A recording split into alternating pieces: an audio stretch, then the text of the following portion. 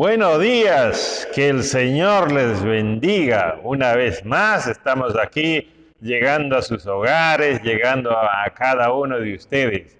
Ustedes que nos están visitando, nos están siguiendo por el Facebook, por el YouTube, algunos en el Zoom, otros pronto vamos a estar presencialmente. Estamos haciendo todas las adecuaciones en el local para poder estar juntos una vez más aquí.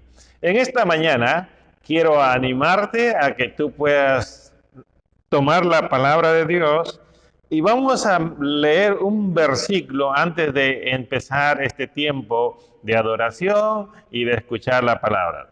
Dice Colosenses capítulo 3, versículo 16, que la palabra de Cristo habite en abundancia en vosotros, con toda sabiduría, enseñándoos y amonestándoos unos a otros con salmos, himnos y canciones espirituales, cantando a Dios con acción de gracias en vuestros corazones.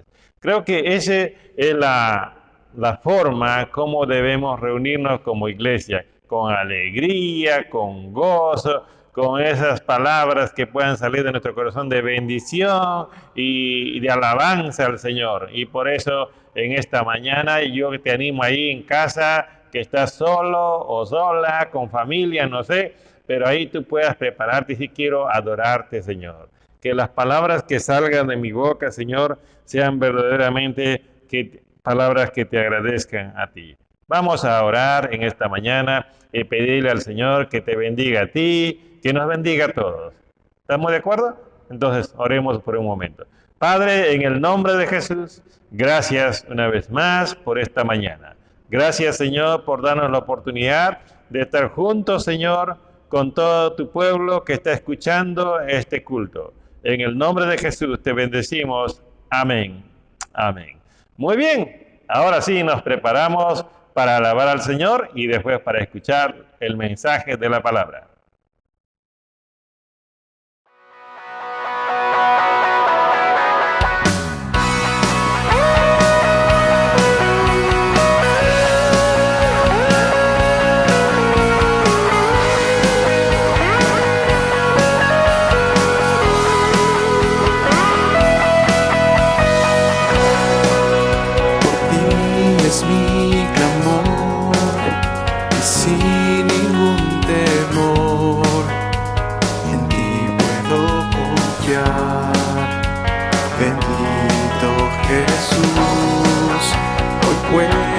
Escuchar voz de sanidad, restaurando mi ser. Bendito Jesús. Mi deseo eres tú, mi refugio, mi Señor, mi alegría de vivir. Jesús, eres mi fuente de amor, eres paz, eres perdón, y eres tú mi corazón. Bendito Jesús, bendito amor de mi Señor.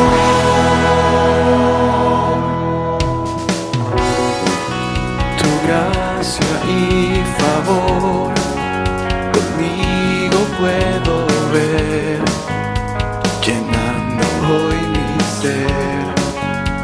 Bendito Jesús, y hoy mi voluntad se rinde a tu verdad, tu amor y tu bondad. Bendito Jesús, sí.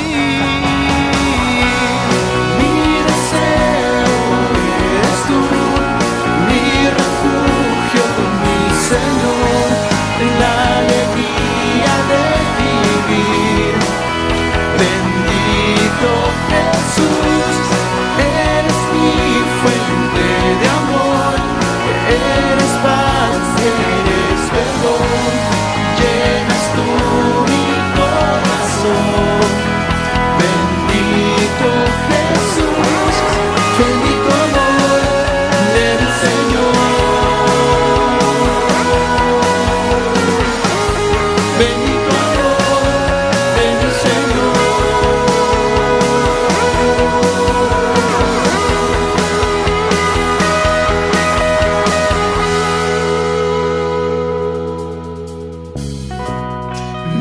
deseo eres tú, mi refugio, mi Señor, la alegría de vivir.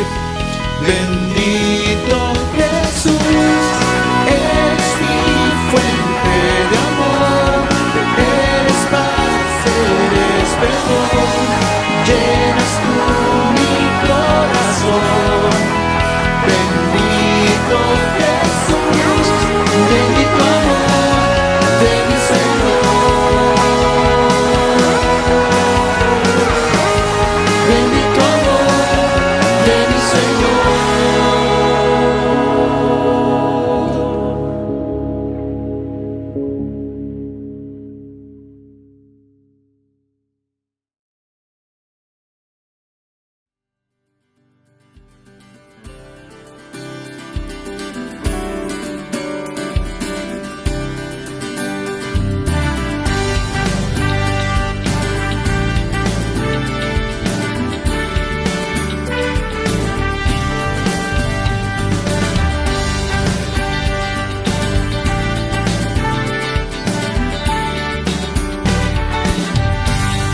Tu mano me sostiene, tu espíritu me alienta, y siempre en victoria tú me llevarás.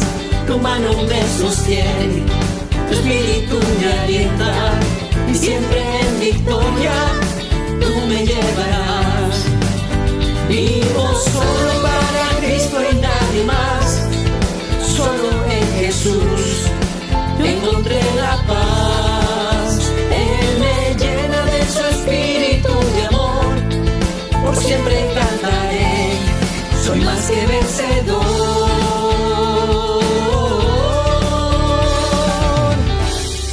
Tu mano me sostiene, tu espíritu me alienta, y siempre en victoria tú me llevarás. Sí, tu mano me sostiene, tu espíritu me alienta, y siempre en victoria tú me llevarás. Vivo solo para Cristo y nadie más, solo en Jesús encontré la paz. Él me llena de su espíritu de amor, por siempre cantaré, soy más que vencedor.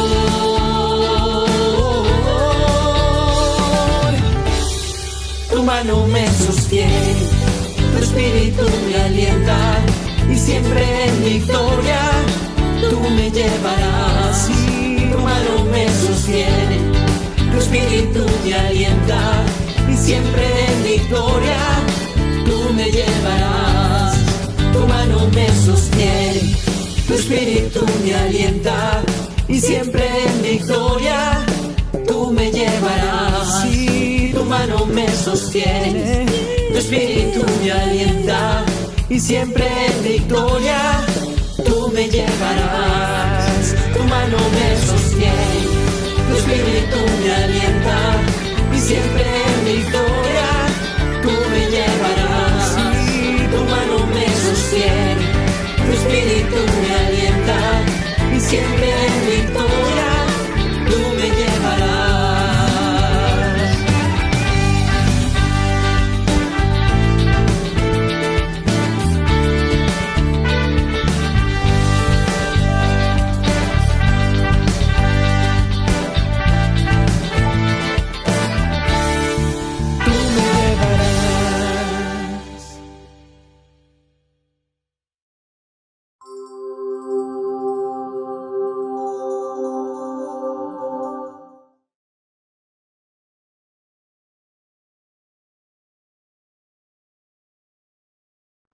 Ahora, una vez más con ustedes, soy el pastor Alejandro Durán, para aquellos que me conocen como Pastor Durán, y en esta mañana estamos continuando con el mensaje de la semana pasada.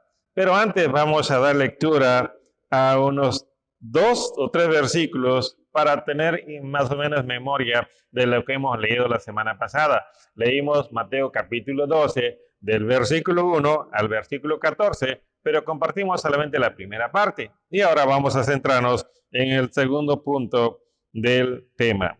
Mateo capítulo 12, versículo 6 dice, pero os digo que algo mayor que el templo está aquí.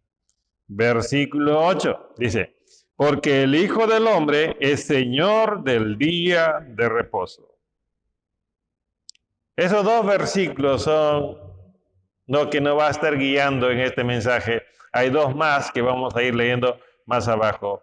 Y por eso en esta mañana te agradezco por estar ahí presente y mientras compartimos la palabra del Señor, tú puedas decirle, Señor, ayúdame a entender tu palabra. La semana pasada hablamos del tema la grandeza de Jesús, la primera parte.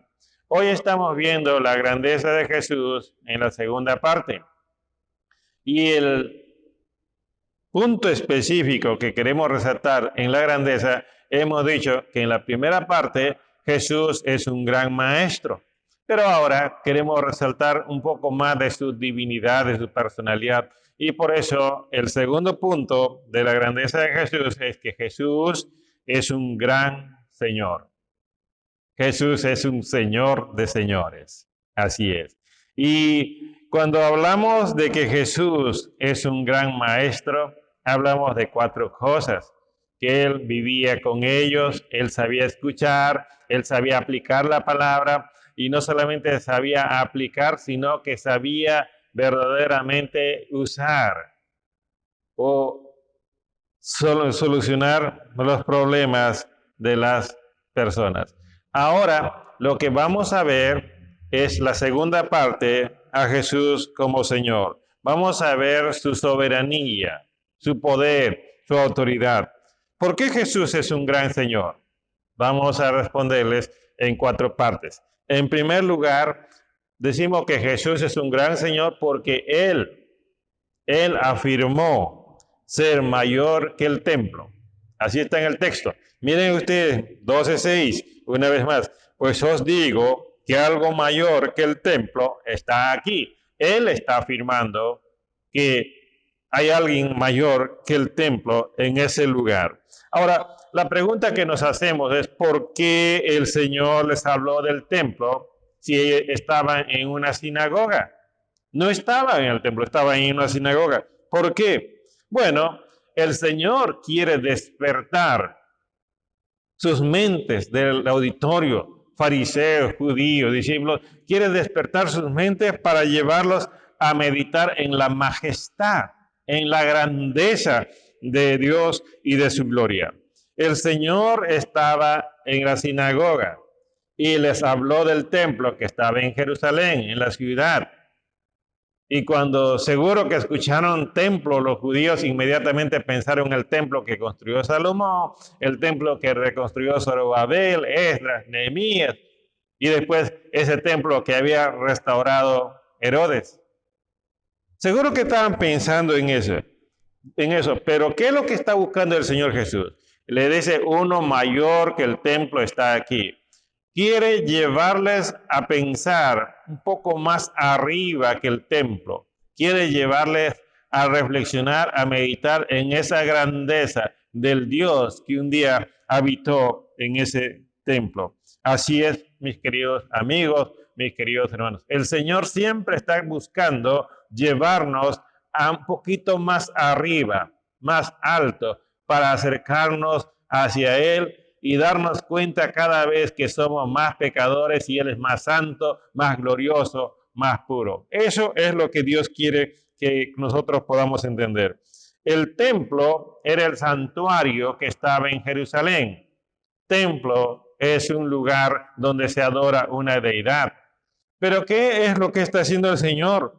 El Señor dice algo mayor que el templo. El templo de Jerusalén era glorioso en el tiempo de Salomón. Ahí estaba la presencia de Dios, el lugar santo y el lugar santísimo.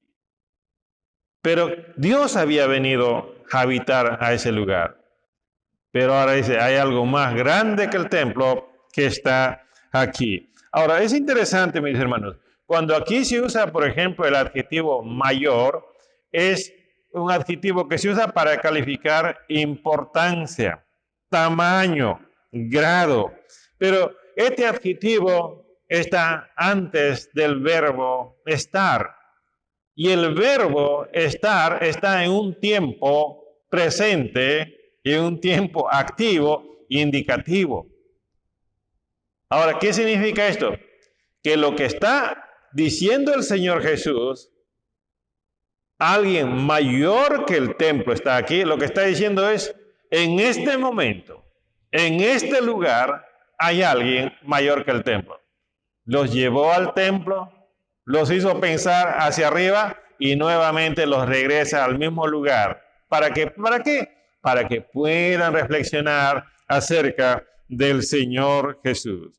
En otras palabras, está diciendo el Señor Jesús, en este momento, en este lugar, hay alguien mayor que el templo. Y esto es una afirmación, una aseveración. Está aquí. ¿Y quién estaba ahí? El Señor Jesús, frente a los fariseos, rodeado de los discípulos. El creador del universo, el Dios Santo de Israel, estaba ahí presente en la persona de Jesús. Allí estaba Dios fuera del templo, que es más grande que el templo, en medio de las personas. Por eso decimos, la visita del Señor Jesús a esta tierra ha sido maravilloso. Los ángeles cómo alababan, gloria a Dios en las alturas y paz en la tierra para con los hombres de buena voluntad.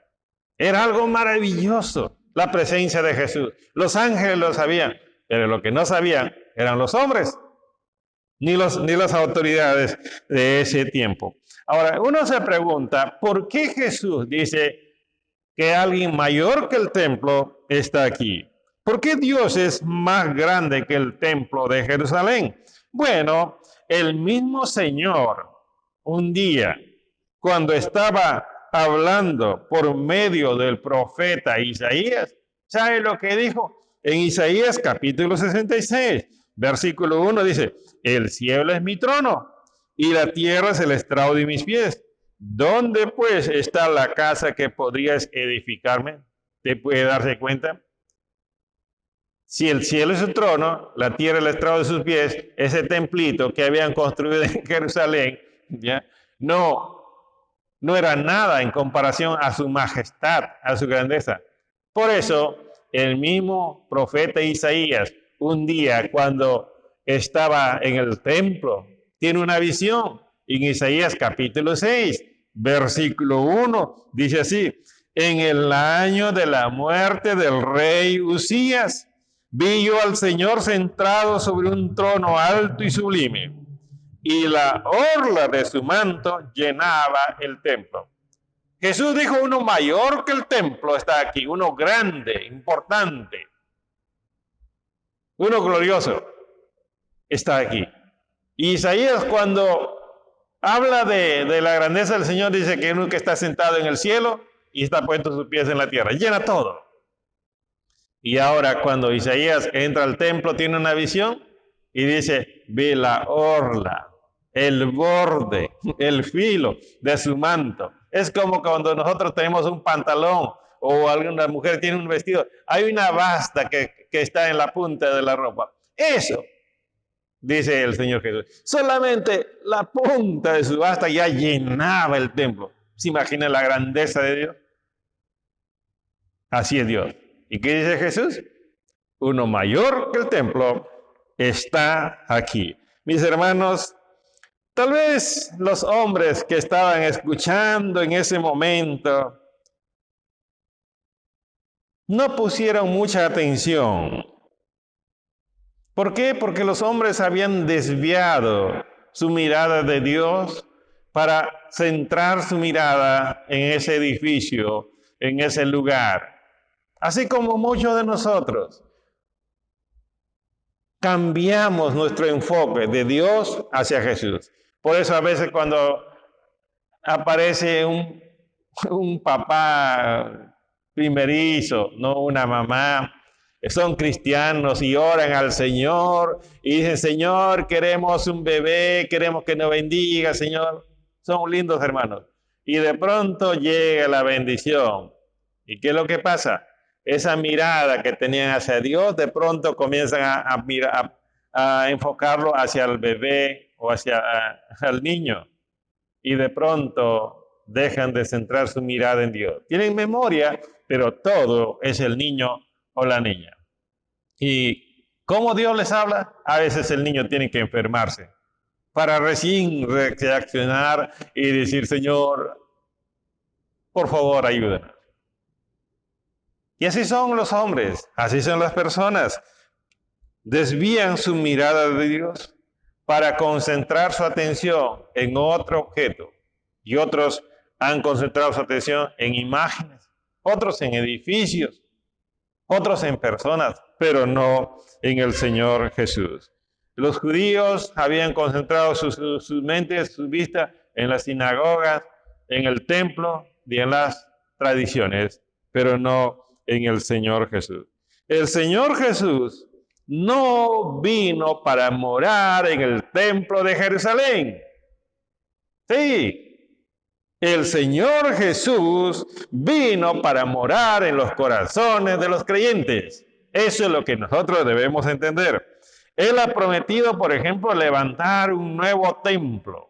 Destruyan este templo, dijo ahí en Juan capítulo 2, versículo 19. Dice, Jesús respondió y le dijo, destruid este templo y en 3 días lo levantaré. Está hablando de un nuevo templo para todos los creyentes, que era su resurrección con un cuerpo glorificado y pueda tenernos a cada uno de nosotros. Si la orla de sus mantos llena todo el templo y Él es más grande que el templo, entonces nos puede tener a todos. Él un día oró de esta manera, Jerusalén, Jerusalén, como la gallina junta sus polluelos, así quise juntarlos, pero no quisiste.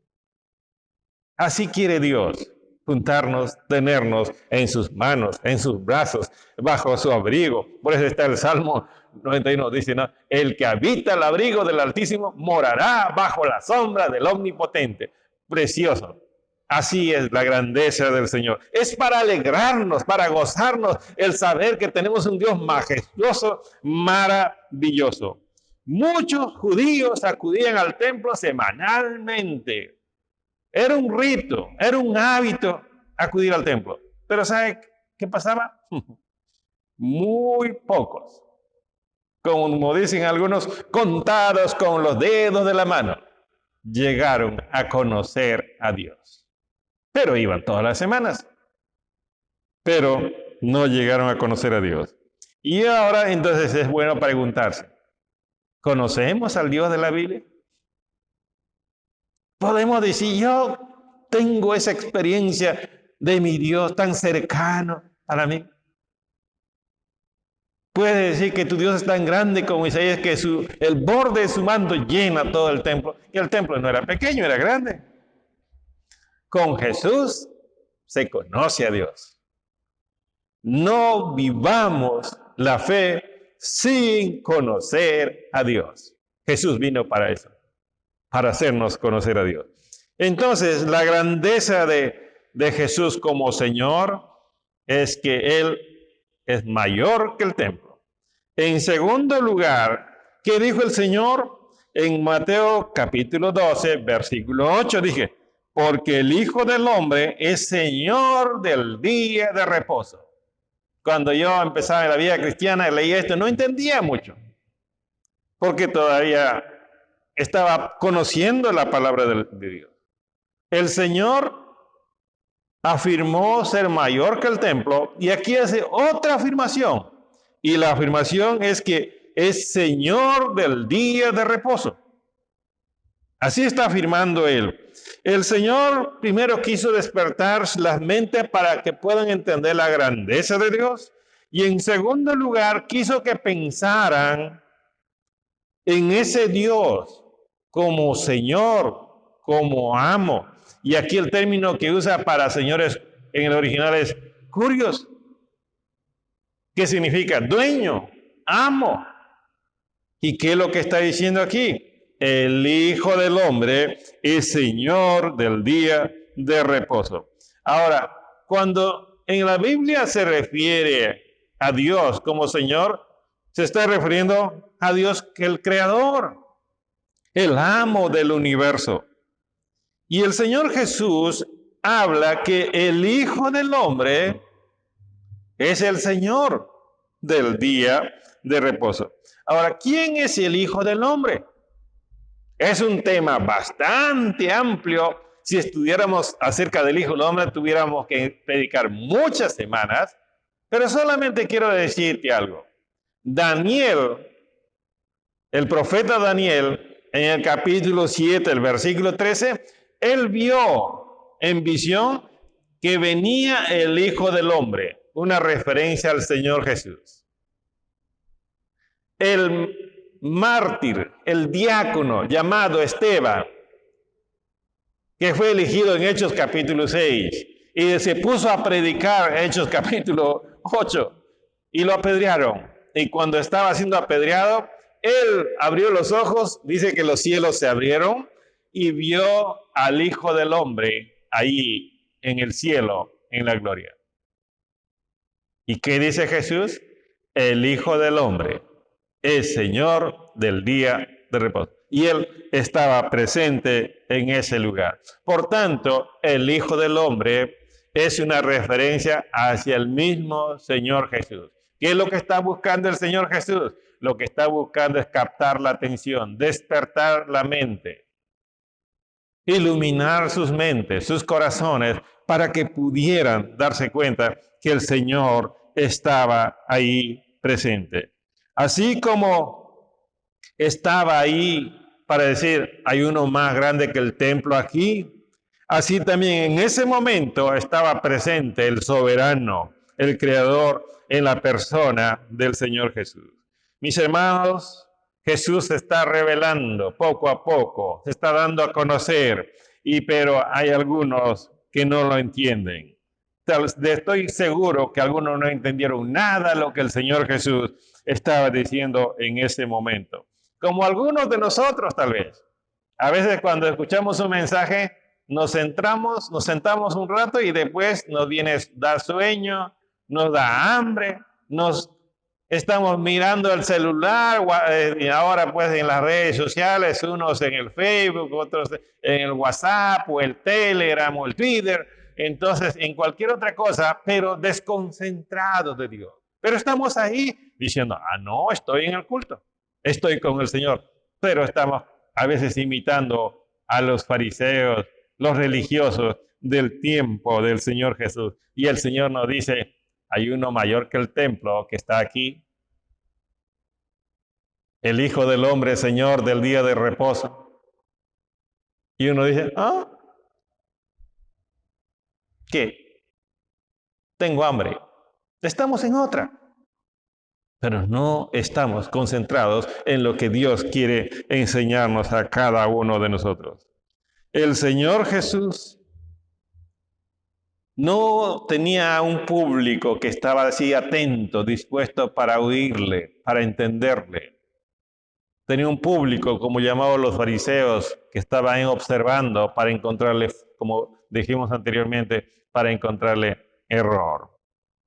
El Señor Jesús había sido juzgado por los fariseos por hacer algo ilícito en el día de reposo. Pero ahora con estas palabras, cuando dice el Hijo del Hombre es Señor del día de reposo, el Señor les está diciendo a todas las personas, yo tengo la potestad de determinar qué se hace cada día. Y ahora estoy presente y yo quiero que se haga el bien. Mis hermanos, amigos, mis amados hermanos, uno tiene que preguntarse, por ejemplo, si los fariseos estaban observando cosas que se hacían en el día de reposo y el Señor Jesús dice que Él es el Señor del día de reposo, y entonces la pregunta que yo me hago es, ¿por qué se dio el día de reposo? ¿Para qué? Bueno, la Biblia no responde. La Biblia no responde. Primero, quiero decirles, Dios legisla, ordena descansar en el séptimo día a un pueblo que salía de Egipto después de 400 años de esclavitud. Y estaban ahí sirviendo al faraón, estaban contaminados, bañados, empapados, penetrados de las costumbres, culturas, de las vivencias de los egipcios. Y ahora estaban saliendo de Egipto, dejando Egipto para entrar en una tierra donde Dios iba a ser su rey, donde Dios iba a ser su Señor, y por tanto necesitaban cambiar. Por eso es que le da los mandamientos. Y por eso es que Dios les dice a ellos que deben tener un día para reposar. Mira lo que dice Deuteronomio capítulo 5, versículo 15. Dice, y acuérdate que fuiste esclavo en la tierra de Egipto. Por lo tanto, el Señor tu Dios te ha ordenado que guardes el día de reposo. Eso es el primer punto del día de reposo. Fue dado para aquellos hombres que salían de Egipto y puedan tener un día donde pudieran meditar, reflexionar, buscar al Señor. El día de reposo, que era el día sábado, era un tiempo para poder buscar al Señor. Ustedes saben, pues, las personas que no conocen mucho o nada, necesitan darle mucho tiempo para buscar al Señor. Ahora son 6 días. ¿Qué hacían en esos 6 días? Uno, que trabajaban. No tenían la energía eléctrica que tenemos, no tenían las redes sociales que tenemos. Entonces la información estaba bastante privilegiada en un solo lugar y ellos tenían que ir a un lugar porque Dios quería revelarse. Pero también el día de reposo fue dado para que los hombres pudieran tener un día para que se renueven físicamente, para que un día recarguen sus energías, para que un día puedan tal vez hacer algo con la familia. Sí, por eso en Deuteronomio capítulo 5, versículo 14, mira lo que dice. Dice así, mas al séptimo día no harás en él ningún trabajo. A continuación, para que tu siervo y tu sierva también descansen como tú. Eso es uno del segundo punto del día de reposo. Uno, para conocer a Dios. En segundo lugar, para recuperar las energías. Pero hay personas que quisieran trabajar 8 días a la semana. Y dicen, ¿cómo que el día no tiene 30 horas? Dicen algunos. Se han vuelto esclavos de su trabajo, de su negocio. ¿Por qué? Porque piensan que mientras más trabajan, más tienen, van a poder estar mejor. Por eso alguien dijo, ¿no? Uno pierde su salud para ganar dinero. Y después tiene que gastar su dinero para recuperar su salud. Hay que tomar nuestro tiempo para renovar nuestras energías. Los médicos recomiendan que puedes dormir tus horas, por lo menos 8 horas, 6 horas. Aprende a dormir, pero a veces con tanta preocupación ni sueño tienen algunos. Y cuando se levantan en la mañana están andando así medio sonámbulos. Dios nos ha dado el día para trabajar y la noche para descansar. Pero si trabajas en la noche, trata de descansar. Hay personas que trabajan duro durante la semana y el fin de semana están en otro trabajo, desgastando su salud. Y en tercer lugar, mis hermanos, cuando Dios quiere cuidarnos, nos cuida bien.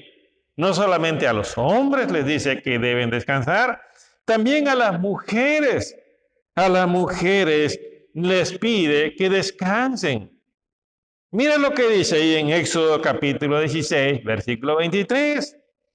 Hablando ya del día de reposo. Dice, cosed lo que habéis de coser y hervid lo que habéis de hervir. Y todo lo que sobre, guardadlo para mañana. ¿Cómo Dios está ayudando a las mujeres? Dice, cocinen el doble el viernes. Y el día sábado ya no tienen que estar cocinando, estar hirviendo, porque es trabajo cocinar, es trabajo limpiar. Entonces, también las mujeres se cansan, así como los hombres cuando se cansan en el campo. De igual manera, las mujeres se cansan en la casa. Estar parado bastante tiempo picando y una cosa y otra cosa. Y más hay algunas que quieren hacer entrada, segundo, postre, entrada y salida. Entonces, el que come, viene, come rapidito, pero ¿cuánto trabajo ha tomado preparar todo eso? Entonces, Dios les dice ya desde el Antiguo Testamento, cocinen el viernes y guarden para el sábado. Y algunos de los hombres dicen, no, yo no quiero comer de ayer, tiene que ser de hoy día. Se cansan. Y Dios está diciendo, yo soy el Señor del día de reposo, por eso permitió que sus discípulos pudieran recoger espigas y comer ese día. Como dije, mis hermanos, el día de reposo, cuidado para que puedan conocer a Dios, para que puedan renovar sus energías. Y también nosotros debemos tratar de tomar así ese día. Un día para el Señor, un día para la familia, un día para renovar nuestra energía. Después de que Adán y Eva pecaron, Dios le dijo a Adán en otras palabras, de aquí en adelante ya no lo vas a tener fácil, vas a tener que sudar la gota gorda. La gota gorda, como dicen algunos. Y Adán estaba obligado a sudar la gota gorda y trabajar de sol a sol. Y ella a sufrir los dolores de parto y todo lo que implicaba cuidar la casa, atender los hijos, al marido. Y todo esto era agotador. Tanto era el cansancio, mis hermanos, que con el pasar del tiempo, a pesar de que Dios les dio el día de reposo para que puedan renovarse, llegamos ya al Salmo 90, versículo 10, y nos dice, los hombres llegan a vivir 70 años, y algunos, los más robustos, hasta 80 años.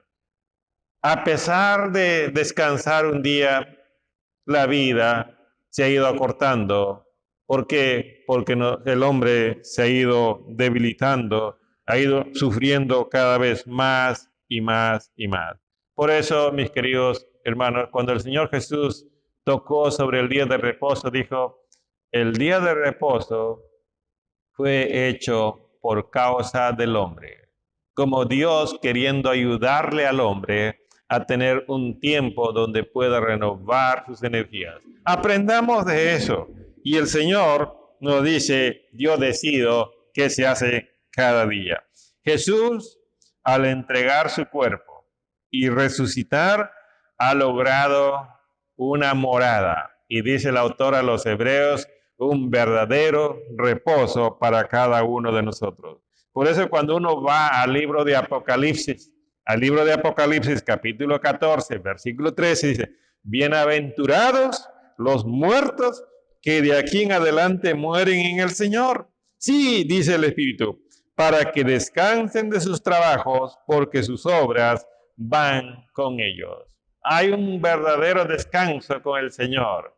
En este tiempo tal vez vamos a encontrar cansancio, agotamiento por lo que hacemos, por el trabajo, todo está ya contaminado, el aire, el agua, las verduras, toda la alimentación ya no es tan sana como antes. Y por eso es que no podemos nutrirnos bien, nos agotamos, nos cansamos más que otros. Y por eso es que nosotros debemos tomar ese tiempo que Dios nos da, un día para descansar.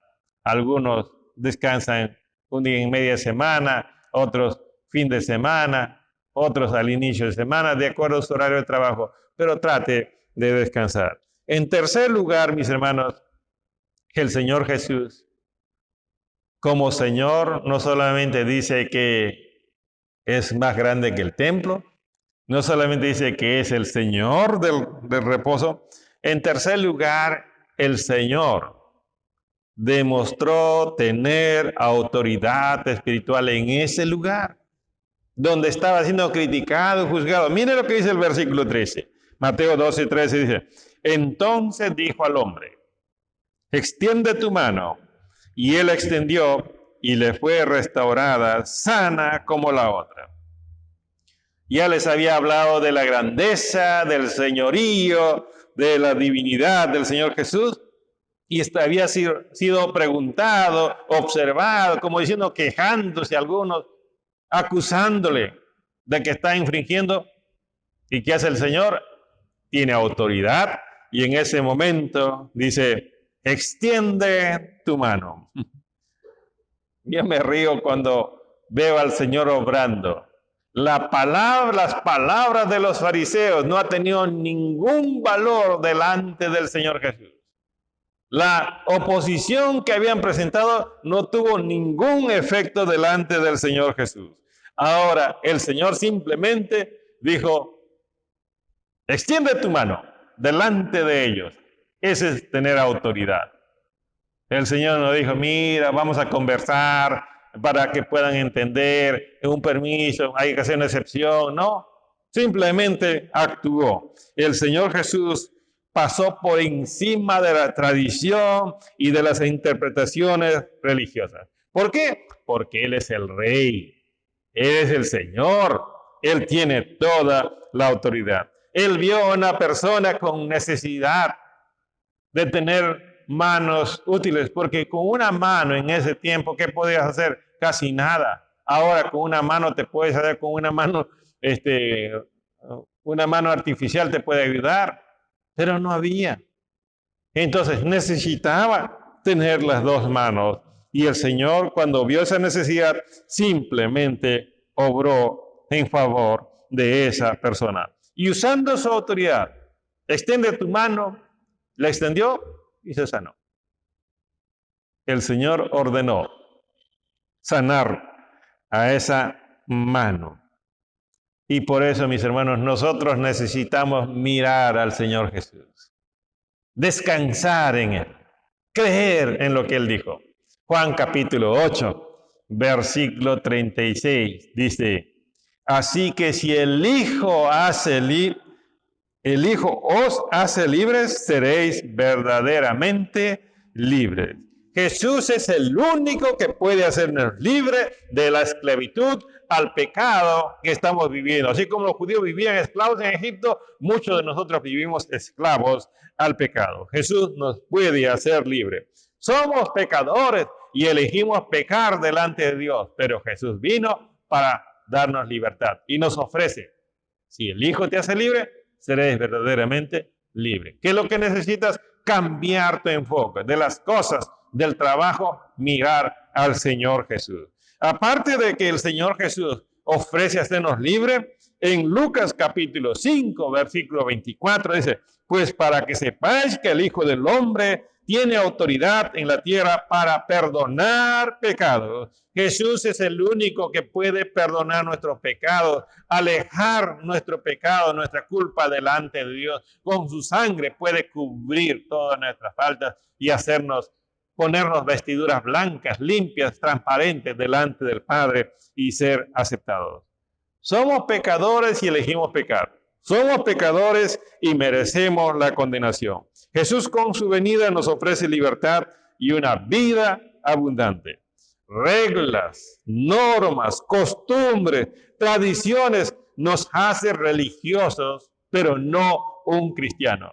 Un cristiano es aquel que mira a Jesús y comienza a caminar tras los pasos del Señor Jesús. Cada persona es un pecador y todo pecador necesita un Salvador. Jesús toma a un pecador y le convierte en hijo de Dios. Una vez más, cada persona es un pecador y todo pecador necesita un Salvador. Jesús toma a un pecador que se acerca a Él y lo convierte, lo transforma en hijo de Dios. Jesús toma la vida de una persona que sufre y le transforma en una vida de paz y de gozo. Eso puede hacer porque tiene autoridad. Jesús tiene una autoridad espiritual y una capacidad para hacer favores a las personas. Por eso un día Juan el Bautista le hizo una pregunta, Señor, ¿esperamos a otro o ya no? Y el Señor le manda una respuesta a Juan cuando estaba preso. En Mateo 11, versículos 4 y 5, dice, Id y contad a Juan lo que oís y veis. Los ciegos reciben la vista y los cojos andan, los leprosos quedan limpios, los sordos oyen, los muertos son resucitados y a los pobres se les anuncia el evangelio. Cuando uno lee estas palabras, estas respuestas del Señor Jesús, es para saltar de alegría y decir, ¡viva! Gloria a Dios por mi Cristo. Mira lo que puede hacer. Él lo dice. Él tiene una autoridad para hacer favores a pecadores arrepentidos que van a Él. A hombres que deciden confiar en Él. Y tú puedes ser una de esas personas, de recibir los favores de Dios. Y en cuarto lugar, mis hermanos, por el tiempo, quisiera hablar más, pero quiero terminar en esta mañana diciendo, Él es un gran Señor, porque es más alto que el templo, porque es el Señor del día de reposo, porque tiene autoridad espiritual, y en último, porque Él prevaleció frente a sus enemigos. Mira lo que dice el versículo 14. Dice así, pero cuando los fariseos se confabularon contra Él para ver cómo podían destruirle. El verbo confabular es entrar en un consejo, reunirse para acordar algo. ¿Y qué habían acordado? Destruir. Y aquí el término destruir es eliminar, arruinar, destrucción total. Quisieron desaparecer del mapa al Señor Jesús y para eso se pusieron de acuerdo. Mis hermanos, mis amigos, el Señor Jesús con su llegada ha causado una crisis más que la pandemia que apareció en este tiempo. Causó una crisis en los demonios que dominaban a los hombres en este mundo. Causó una crisis en las personas que tenían cargos religiosos, políticos en ese tiempo. Por eso cuando uno ve, por ejemplo, Mateo 8:28, dice, y gritaron diciendo, ¿qué tenemos que ver contigo, Hijo de Dios? Has venido aquí para atormentarnos antes de tiempo. Los demonios en crisis, en pánico con la llegada del Señor Jesús.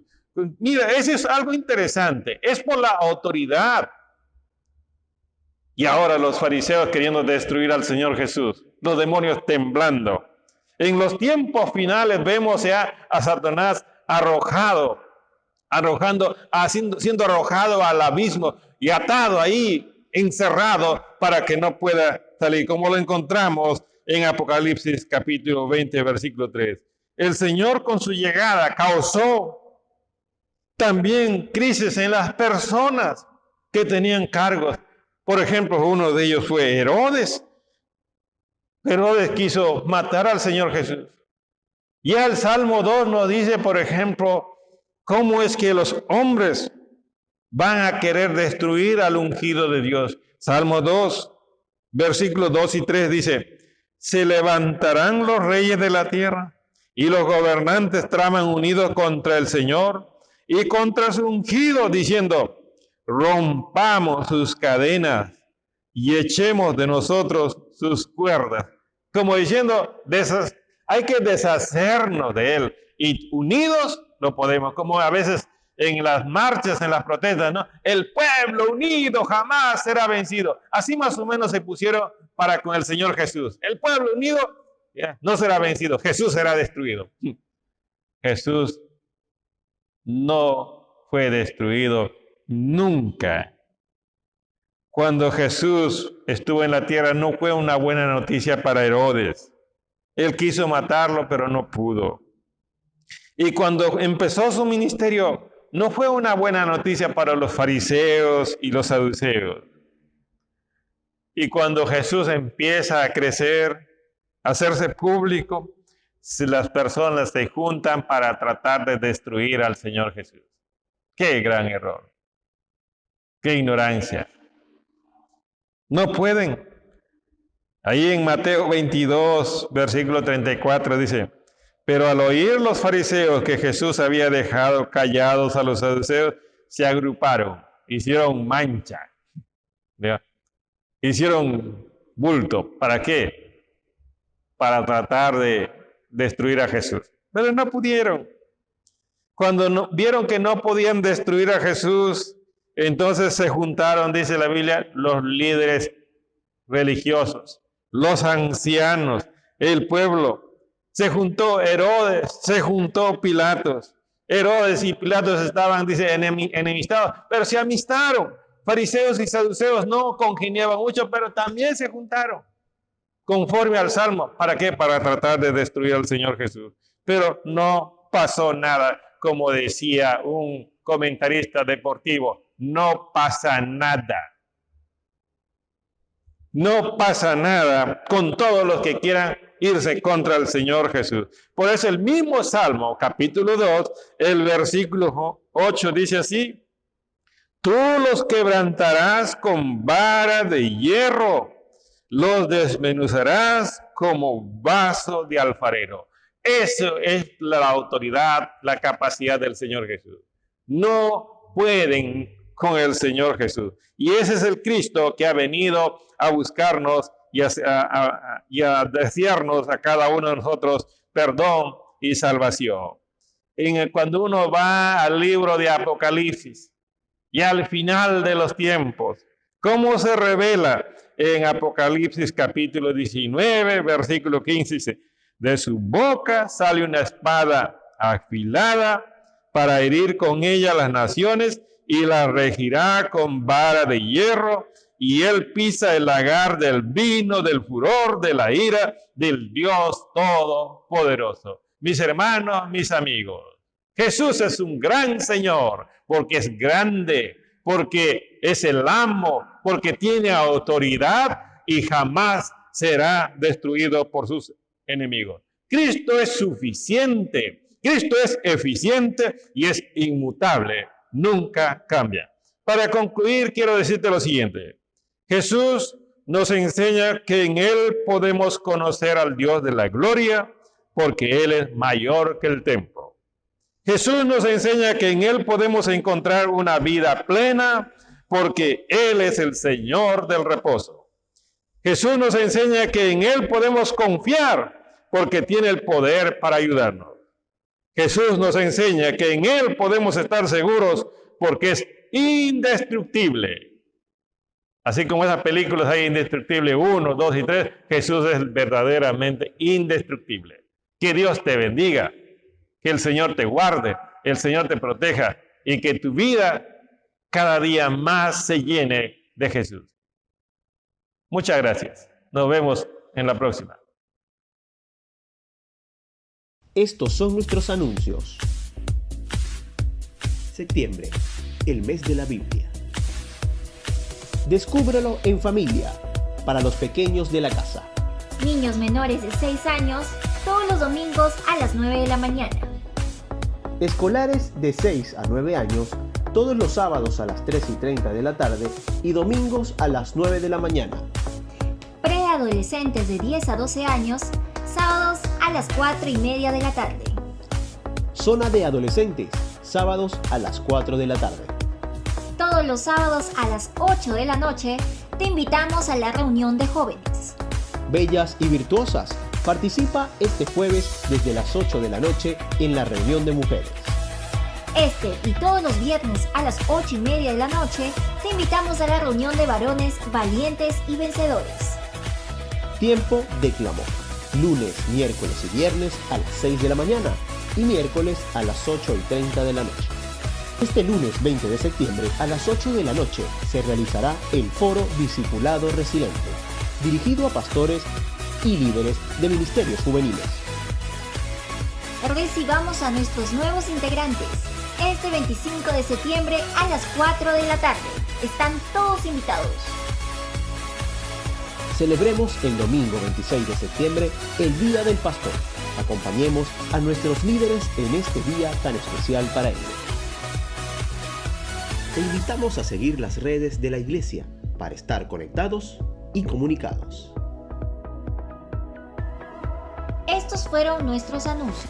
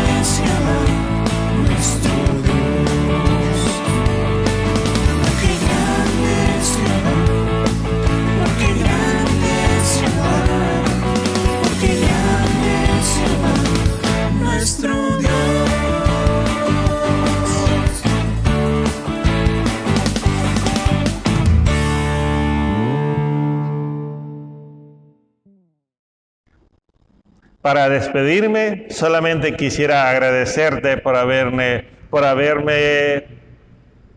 dado tu tiempo en oírme. Quiero decirte que sigas así, escuchando la palabra del Señor. Eso es lo que necesita nuestra alma.